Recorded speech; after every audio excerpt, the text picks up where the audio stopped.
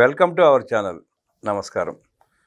Social మీడియాకు చిన్నపిల్లలను దూరంగా ఉంచాలి అన్న నిర్ణయం తీసుకుని చంద్రబాబు నాయుడు గారు మంత్రివర్గ కమిటీని నియమించి విధి విధానాలు రూపొందించమని ఆదేశించడం, నారా లోకేష్ గారి ఆధ్వర్యంలో కమిటీ ఏర్పడి విధి విధానాలపై చర్చలు జరపడం వింటూనే ఉన్నాం. సోషల్ మీడియాకి పిల్లలను దూరం చేయడం సాధ్యమేనా? తల్లిదండ్రులు ఎంతవరకు సహకరిస్తారు? అడిగి తెలిసిన ప్రయత్నం చేద్దాం. విశ్లేషించడానికి మనతో పాటు ఉన్నారు senior journalist doctor Vardhaman Kanakadurga గారు. వారిని అడిగి మరిన్ని విశేషాలు తెలుసుకుందాం. నమస్తే మేడం. నమస్తే అండి. సోషల్ మీడియాకి పిల్లలను దూరంగా ఉంచాలన్న చంద్రబాబు గారి నిర్ణయాన్ని తల్లిదండ్రులు స్వాగతించే అవకాశం ఉందంటారా? పిల్లలు ఎంతవరకు సహకరిస్తారంటారు? నిజంగా సంతోషిస్తారండి. కాకపోతే పిల్లల సహకారం అంటే అది కొద్దిగా కష్టం.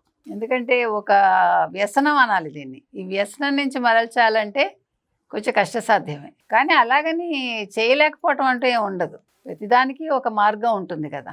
ఇవాళ సోషల్ మీడియా అనేది ఒక మహమ్మారిలాగా తయారైంది. మనకి కరోనా వీటితో పోలిస్తే అవి ఎంత డేంజరో అంతకంటే డేంజర్ ఉంది. ఇది అంతకంటే ప్రమాదంగా ఉంది. అందుకని యాక్చువల్గా మీరు చూసుకుంటే కనుకైతే మీకు మొట్టమొదట అంటే మొత్తం ప్రపంచంలోనే మొట్టమొదటిసారి ఆస్ట్రేలియా ఈ సోషల్ మీడియా మీద ఒక బ్యాన్ విధించింది. అంటే 16 ఏళ్లలోపు చిన్నపిల్లలు ఎవరు కూడా మీకు ఈ యాప్స్ ఏవి వాడకూడదు. వాట్సాప్ కావచ్చు, స్నాప్చాట్ కావచ్చు, యూట్యూబ్ కావచ్చు, మొత్తం మీరు ఇవాళ ఏదైతే వాడుతున్నారో అవన్నీ కూడా నిషేధం అన్నమాట. అంతేకాకుండా రోబ్లాక్స్ అని అది ఒక గేమింగ్ ఇదనమాట. దాన్ని కూడా వాళ్ళు ఒప్పుకోలేదు. తర్వాత ఏదైనా కూడా వాళ్ళ మనసు మీద ఏదైతే ప్రభావం చూపిస్తుందో అలాంటి సైట్స్ కానీ ఏవి చూడడానికి వీల్లేదు. తర్వాత ఒకవేళ కంపెనీలు దీన్ని మీరి ఒకవేళ పిల్లలు కనుక వాటిని చూస్తున్నారంటే $33 మిలియన్ ఫైన్ కంపెనీకి. అది అందుకని కొంచెం భయం ఎక్కువ ఉంటుంది. సో ఇప్పుడు మీరు ఇక్కడ ఆలోచించాల్సింది ఏంటంటే, ఇప్పుడు ఇవాళ భారతదేశంలో కూడా 1-2 రాష్ట్రాలు దీన్ని ఆల్రెడీ ఇంప్లిమెంట్ చేస్తున్నాయని మనం విన్నాము. దాంట్లో భాగంగా ఇప్పుడు ఆంధ్రప్రదేశ్ ఆల్రెడీ లోకేష్ చెప్పారు, 16 ఏళ్లలో పిల్లలకి మేము సోషల్ మీడియాకి దూరం పెట్టడానికి ట్రై చేస్తామని. సో దాన్ని ఇవాళ చంద్రబాబు నాయుడు గారు కూడా యాక్సెప్ట్ చేయడం జరిగింది. ఒక కమిటీని వేశారు. వేసి 13 ఏళ్ల లోపు పిల్లలకి కంపల్సరీ బ్యాను, 13 to 16 పిల్లలకి ఏ రకంగా అంటే ఫోన్ ఎంతవరకు వాడుకోవచ్చు, ఎంతవరకు దాన్ని నిరోధించవచ్చు అనే దాని మీద విధి విధానాలు రూపొందించమని ఆయన లోకేష్, మరోపక్క హోం మంత్రి అనిత, అండ్ దెన్ జనసేన నాదెండ్ల మనోహర్, వీళ్ళ ముగ్గురితో కలిపి ఒక కమిటీ వేశారు. అయితే మీరు అడగచ్చు ఇది ఎంతవరకు సాధ్యం అవుతుందండి అంటే, నిజంగా చెప్పాలంటే పిల్లల్ని మనం ఫోన్కి దూరం పెట్టాలి సార్. ఎందుకంటే ఇప్పుడు మాలాంటి వాళ్ళని కూడా పిల్లల్ని దూరమే పెడుతున్నాం సాధ్యమైనంత మట్టికి. వాళ్ళకి ఫోన్ ఇవ్వము, వాళ్ళకి ఏం కావాలన్నా మా ఫోన్లే వాడుకోవాలి అంటే మన నియంత్రణ కొంతైనా ఉంటుంది. వాళ్ళు ఏం చూస్తున్నారు అనే దాని మీద మనం ఒక కన్ను వేసి ఉంచవచ్చు. ఇప్పుడు నా ఫోన్ వాడినప్పుడు నాకు తెలుస్తుంది కదా sir, how much time they are utilising, అంటే ఏమేమి సైట్స్ చూస్తున్నారు అనేది మనకి అక్కడ తెలిసిపోతుంది మనకి. అందుకని తల్లిదండ్రులు పోనీ కదా, ఇప్పుడు మీరు కనుక గమనించారంటేనండి 3 నెలల పిల్లలకి భోజనం పెట్టడానికి ఫోన్ ఇస్తున్నారు సార్. అన్నప్రాసన రోజే ఫోన్తో మొదలు పెడుతున్నారు. అదే అన్నప్రాసన రోజు వరకు ఆవకాయ అన్నమా అనేవాళ్ళు. తర్వాత అన్నప్రాసనకి ఏం ముట్టుకోవాలి అంటే ఇప్పుడు ఫోన్ కూడా అందులో పెడుతున్నారు. ఓ బంగారం, ఓ పువ్వు, ఓ పుస్తకం, ఓ ఫోను. అంటే పిల్లలకి తల్లిదండ్రులే. ఎస్, అంటే అదేదో గొప్ప అనుకోవడం. మనం నేను ఎంత కాస్ట్లీ ఫోన్ నేను వాడుతూ ఉంటానో అంత కాస్ట్లీ ఫోన్ నా పిల్లలు చూడాలి అంటే వాళ్ళకి ఎడిక్షన్ ఎట్లా అవుతుందంటే సార్, ఇప్పుడు పిల్లలు తినరు అనుకోండి, నువ్వు ఇది చూసుకో నేను పెట్టేస్తాను, వాళ్ళకి పెట్టడం ఈజీ అయిపోతుంది. ఓపికలు లేవు సార్. అంటే ఇంత ముందులాగా బయట తిప్పి చందమామను చూపించి పువ్వులను చూపించి బొమ్మలు చూపించలేదు, ఫోనే. చందమామలు కాదు, ఫోన్లే. ఇప్పుడు చందమామలు అయిపోయాయి సార్, ఆ రోజులు అయిపోయాయి.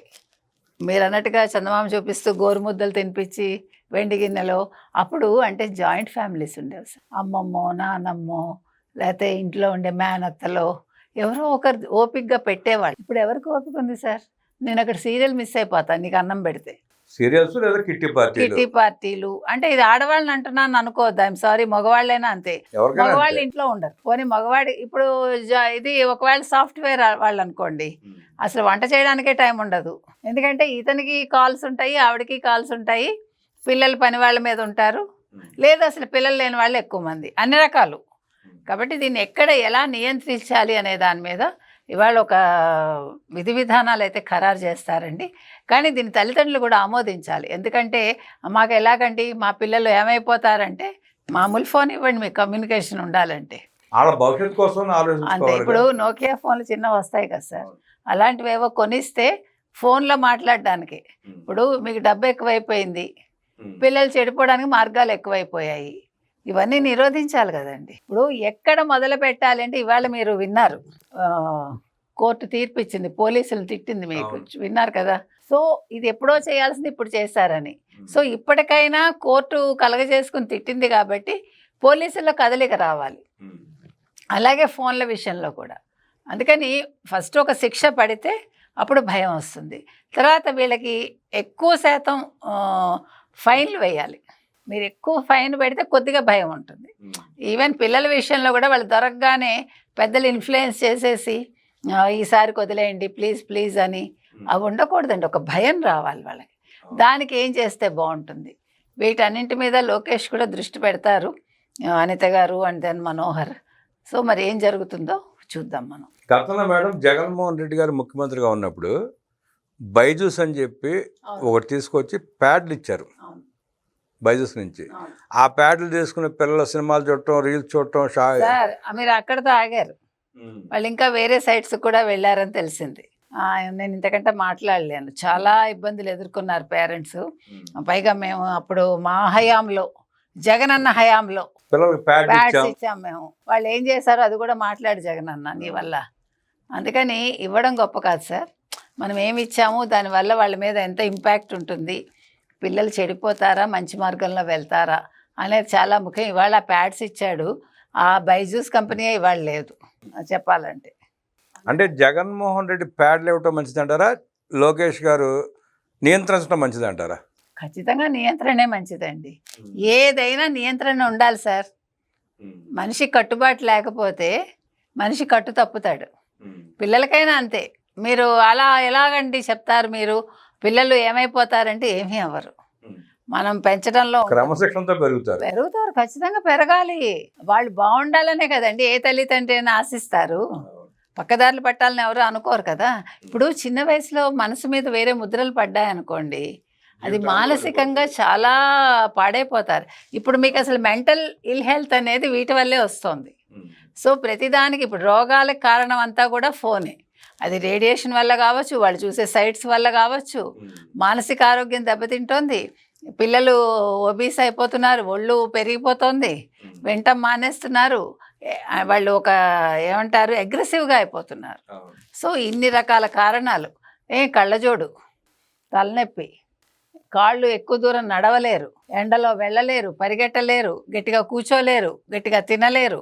ఎన్ని సమస్యలు అంటే సార్, ఒక ఫోను 100 రకాల జబ్బులకు కారణం అని మీరు బాగా ప్రచారం చేయమని చెప్తున్నాను నేను. ఫోను తీసేసి దాస్తే సూసైడ్ చేసుకున్న పిల్లలు ఉన్నారు. అవును సార్, జరిగాయి, ఆ ఇన్సిడెంట్స్ జరిగాయి. అందుకనే మీరు అసలు కొనివ్వకండి. మీరు ఎందుకంటే బైక్స్ కూడా అంతే కదా సార్, 16 ఏళ్ళు రాకుండా బైక్స్ కొనిచ్చి పిల్లలు చనిపోయిన ఇది కూడా ఉంది కదా, అంటే యాక్సిడెంట్స్ జరిగి. అందుకని కొన్ని మంచి చేసేటప్పుడు కొన్ని చెడు జరుగుతాయి. దానికి మనం ఏం చేయలేం, అది తల్లిదండ్రులే చూసుకోవాలి. అతి గారాభం కూడా మంచిది కాదు. అతి సర్వత్ర వర్జయేత్ అన్నారు కాబట్టి అన్ని రకాలుగా ఆలోచించి లోకేష్ గారు మంచి నిర్ణయం తీసుకుంటారని మనం ఎదురు చూడొచ్చు.